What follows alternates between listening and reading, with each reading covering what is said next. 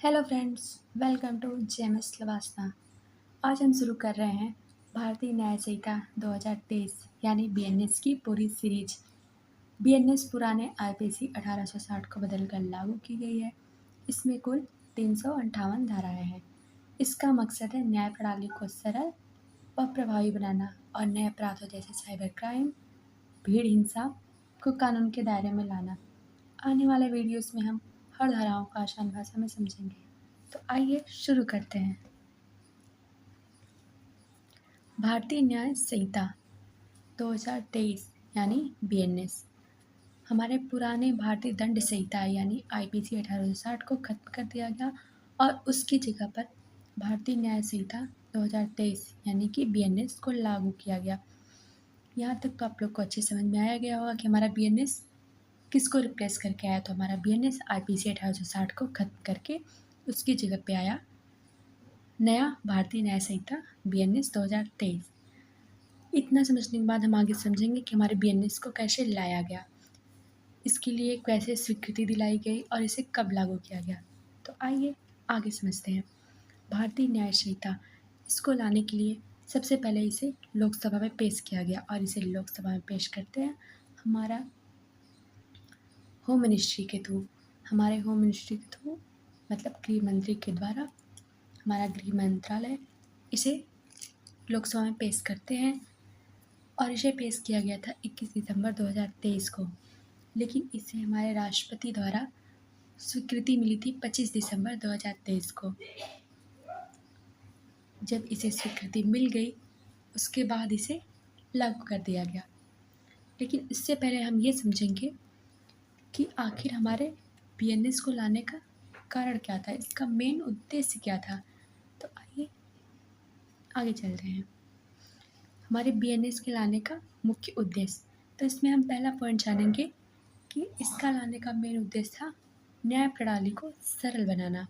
न्याय प्रणाली को सरल बनाना, उसे प्रभावी बनाना। तो इसका पहला पॉइंट था कि हाँ, हम जो नया बीएनएस लाएंगे उसमें जो हमारी न्याय प्रणाली होगी वो सरल और प्रभावी होगी। और हमारा सेकेंड पॉइंट इसमें समझते हैं अपराधों की सज़ा को स्पष्ट करना। मतलब इसमें कुछ नए भी अपराध जोड़े गए जैसे कि हमारे हैं कानूनी अपराध, आधुनिक अपराध जैसे साइबर क्राइम, मॉब लिंचिंग आदि को शामिल किया गया। हाँ, तो इन सारी चीज़ों को शामिल किया गया और इन सब के लिए कुछ नए अपराध का प्रावधान किया गया हमारे नए बीएनएस में। आई होप आप लोग को यहाँ तक बिल्कुल समझ में आया होगा। तो इससे आगे बढ़ने से पहले मैं आप लोग को ये भी बता दूँ कि हमारे जो नया बीएनएस आया है उसमें कितने सेक्शन हैं। हम आप लोग को तो पता होगा कि हमारे आईपीसी 1860 में 511 सेक्शन होंगे जो कि हम आगे भी पढ़ेंगे।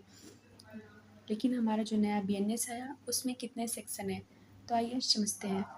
तो हमारा जो नया बीएनएस आया है उसमें कुल धाराएं हैं 358। मतलब टोटल सेक्शन कितने हैं, 358 सेक्शन है। अब आगे हम समझेंगे भारतीय न्याय संहिता 2023 की संरचना। मतलब इसकी संरचना कैसे है। तो इसमें है कुल धाराएं यानी टोटल सेक्शन 318 जो कि आपको मैंने पहले भी बता दिया है। इसमें टोटल सेक्शन है 358 और कुल धाराएं हैं कुल अध्याय हैं 20। मतलब इसमें टोटल चैप्टर कितने हैं, 20 हैं। अब इसी 1860 में 511 धाराएं थी, अब इसे हटाकर सरल कर दिया गया है। अब इसमें जो हमारा नया बीएनएस आया है उसमें जो नई धाराएं हैं उसमें किस तरह के अपराध और उसके लिए कैसे कैसे प्रावधान जोड़े गए हैं। तो आइए देखते हैं कि भाई नई धाराओं में कुछ नए प्रावधान क्या क्या हैं। तो उसमें पहले है मॉब लिंचिंग यानी भीड़ हिंसा। आजकल मॉब लिंचिंग बहुत बढ़ रही है, भीड़ हिंसा इतनी ज़्यादा है। तो इसको देखते हुए हमारे बीएनएस में मॉब लिंचिंग के लिए भी कुछ नए अपराध, नए प्रावधान आए हैं। और दूसरा है टेररिज्म, आतंकवाद। और थर्ड पॉइंट है हमारा साइबर क्राइम। साइबर क्राइम भी आज की इस डिजिटल दुनिया में बहुत बढ़ गया है, बहुत ज़्यादा। तो इसके लिए भी हमारे बीएनएस में दंड का प्रावधान किया गया है। तो इतना समझने के बाद हम अब ये जान लेते हैं कि हमारा बीएनएस 2023 लागू कब से हुआ। आप लोग को मैंने पहले भी वीडियो में बता दिया था कि हमारा BNS 2023 25 दिसंबर 2023 को राष्ट्रपति जी के द्वारा पूर्ण स्वीकृति मिलने के बाद फिर इसे लागू किया गया। तो अब समझेंगे कि इसे लागू किया कब गया। तो हमारा BNS 2023 को लागू किया गया था 1 जुलाई 2024 से, मतलब कि इसे स्वीकृति मिली 25 दिसंबर 2023 में, लेकिन स्वीकृति मिलने के कुछ दिन बाद तब जाकर के इसे 1 जुलाई 2024 से लागू कर दिया गया। आप लोग को तो ये पता ही होगा कि हमारा BNS किसे रिप्लेस करके आया था। हमारा BNS IPC 1807 को समाप्त करके BNS 2023 आया और हमारा CRPC 1957 इसे समाप्त करके BNSS 2023 यानी कि भारतीय नागरिक सुरक्षा संहिता आया। हम CRPC को आगे और अच्छे समझेंगे और एविडेंस एक्ट को भी, लेकिन तब तक के लिए इतना आप जानते रहिए कि एविडेंस एक्ट यानी साक्ष्य अधिनियम 1972 को समाप्त करके BSA 2023 यानी भारतीय साक्ष्य अधिनियम आया। अब आइए हम आसान भाषा में समझते हैं कि हमारे IPC 1860 और BNS 2023 में मेन डिफरेंस क्या है। तो इसमें IPC 1860 जो हमारा थी उसमें थे पूरे चैप्टर 23 थे, लेकिन जो हमारा BNS 2023 आया है उसमें चैप्टर कितने हैं, 20 चैप्टर हैं। IPC 1860 जो था उसमें टोटल सेक्शन कितने थे, तो उसमें टोटल सेक्शन थे 511, लेकिन जो हमारा BNS 2023 है इसमें टोटल सेक्शन है 358। मतलब इसका ये मेन डिफरेंस है।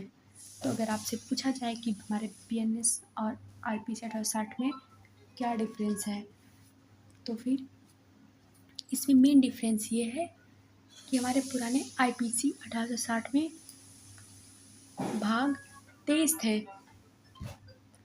लेकिन हमारे नए BNS 2023 में भाग 20 हैं और उसमें सेक्शन थे 511, लेकिन BNS 2023 में सेक्शन है 358। तो आई होप यहाँ तक आप लोग को समझ में आया हो। और हमारे BNS 2023 में कुछ अधिनियम पुनर्स्थापित किए गए और कुछ नए अपराध जोड़े गए, कुछ नए प्रावधान जोड़े गए। आई होप आप लोग को यहाँ तक बिल्कुल अच्छे समझ में आया होगा। मैंने अपनी पूरी कोशिश की आप लोग को समझाने की और मैं आगे भी ऐसे करते रहूँगी। तब तक के लिए thank you so much, bye bye, take care.